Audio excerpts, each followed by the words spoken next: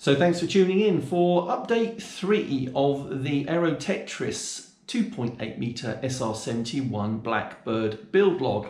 A bit of progress this week, not as quick as I'd hoped, lots of other things going on. I'm sure you've seen several other videos that I've published during the week, tend to publish about one per day, and those do all take effort.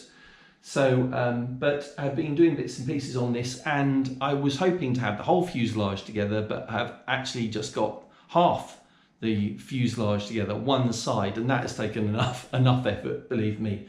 So if you remember, I think last time I was putting the half of the cross sections together, like here.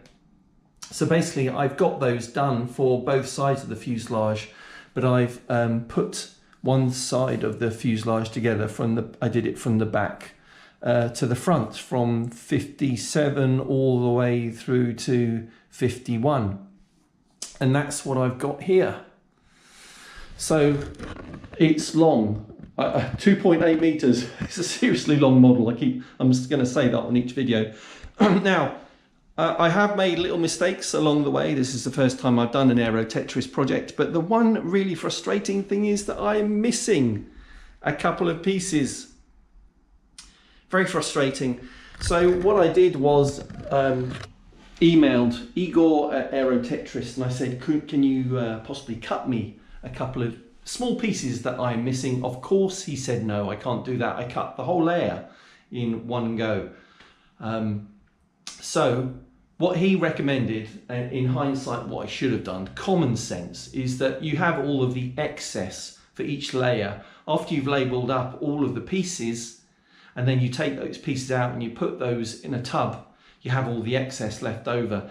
Now inadvertently you might not have separated out one of the pieces that you need, and he said that excess should go into a bin bag, a bag basically, so for each layer. So you should end up with 6 bags, and if you're missing a piece when you do your build, then you should know which layer it belonged to, and you can go back to that bin bag. And if you've kept everything, then you shouldn't have lost it. Now, I didn't keep the excess, I've thrown it away, because I'm a bit of a clean freak these days, and I like to keep everything tidy.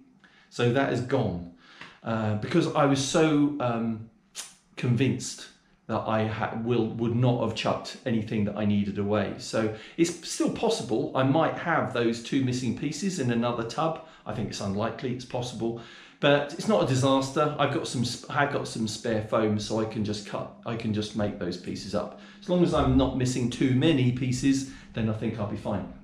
So that's the annoying mistake I've made during the week.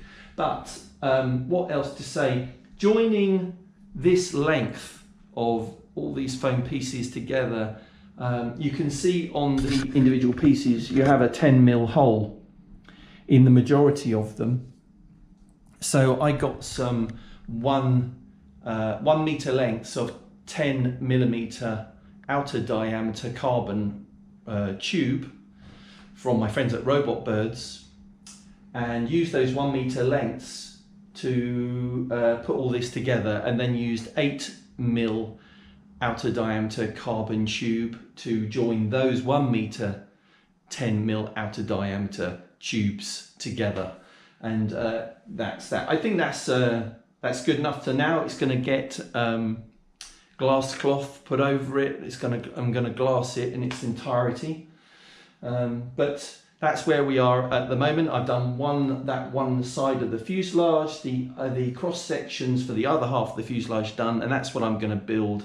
I'm going to build the other side of the fuselage this week, and then hopefully towards the end of the week glue the 2 halves together, and then we'll have the whole fuselage, and I can start on the wings and the engines. So that's it for this one. Thanks for watching. If you'd like to follow along on this build, then please subscribe to this Essential RC YouTube channel, and you can click the bell as well, and that will mean you get notifications of anything that we upload in the future.